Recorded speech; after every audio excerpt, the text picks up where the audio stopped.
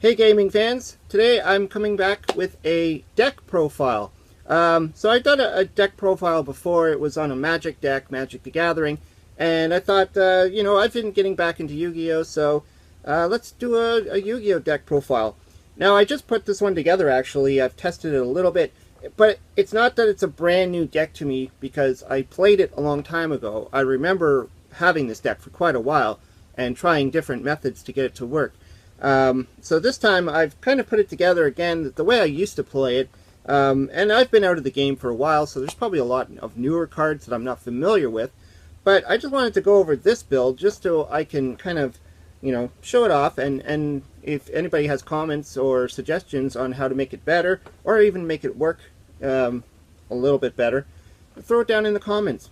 Anyways, let's get to the video. So this is pretty much an instant win deck. So what that means is you try to win in one turn using a card effect rather than beating your opponent down all 8,000 life points. And so the key card in this is Jackpot 7, which is pretty much why the deck is called Jackpot 7. So this card is pretty fun.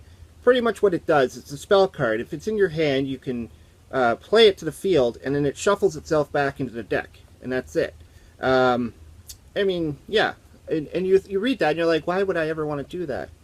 But the effect of this is, whenever this card is sent from your field or the deck to the graveyard by your opponent, you can banish this card. And if all three of them get banished in that manner, you win the game.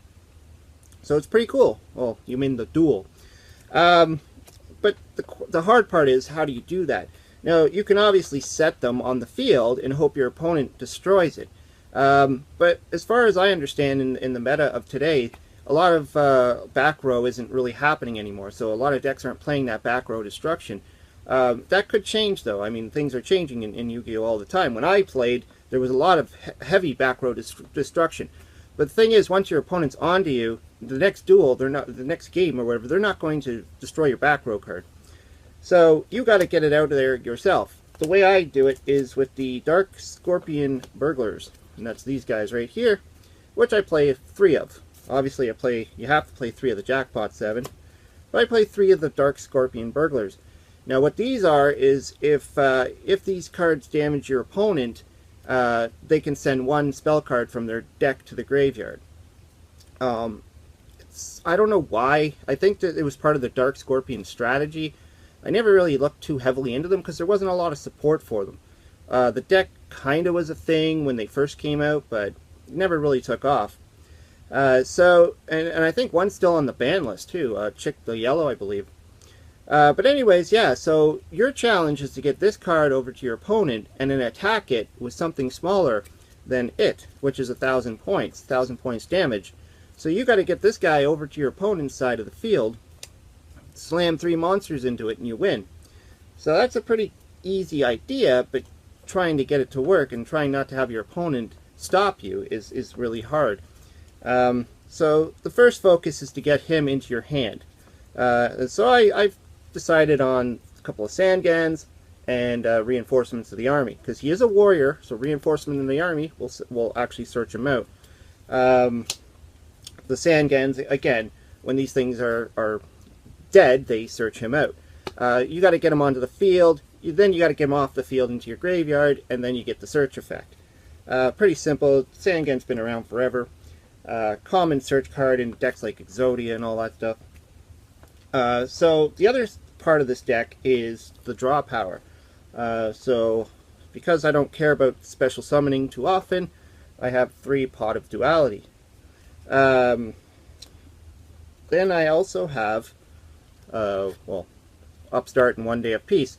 Both these cards used to be at 3, so when I played this deck in the past, I was able to play 3 of each, which really sped the deck up, but now they're both at 1, which kind of sucks, but that's the way it is. I mean, the new ban list will come out, who knows, maybe it'll change.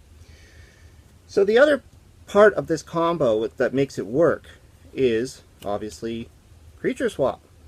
You got to get that creature over to your opponent's side of the field, which means you have to summon him to the field, and then you have to swap him with one of your opponent's creatures, and there you go. But there's another card that I also throw in there, and that's Mystic Box. Same idea. This one, select one monster on each side of the field, destroy the selected opponent's monster, and shift control of your monster. So it's kind of like creature swap, but instead of taking their monster, you're destroying it and then giving them one of yours. Kind of a weird card, but in this instance, it really works well. Because all you need to do is get this guy over there, this Dark Scorpion Burglar guy, get him over there and slam some monsters in. Now comes the hard part. You got to stay alive long enough to pull off your combo, and you need monsters to ram into that guy. So I figure the best way to do both is monster tokens. Now again, when I first built this deck, Scapegoat was, I believe, more than one per deck. Now it's at 1. So I have one Scapegoat, which summons 4 tokens to the field, and Hippo Carnival. Another, it's sort of like Scapegoat in a sense. It summons 3 hippos. Your opponent can't attack anything but a hippo token, but you're not really worried about that part of it. You could use these as defense in a pinch to make sure you don't get killed. But then you also get 3 monsters conveniently to ram into that Dark Scorpion Burglar. And you'll take 3,000 damage doing it, but it doesn't matter. You're going to win the game. So as long as you don't go below 3,000 life points, and if you do, I think you're kind of messed up. The deck's not going to function anymore. You pretty much lose the game if you go below 3,000, or you just got to set those Jackpot 7s and hope that your opponent destroys it. And chances are they won't. The other part is staying alive, so I thought Triple Battle Fader. It's a card that if your opponent attacks you directly, you slam this guy down and it ends the battle phase. He does get removed from the field, removed from play if he dies, but that's no big deal.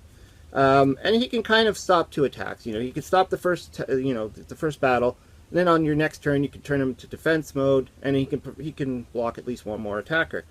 Also, you can search him out with Sangan in a pinch if you need him.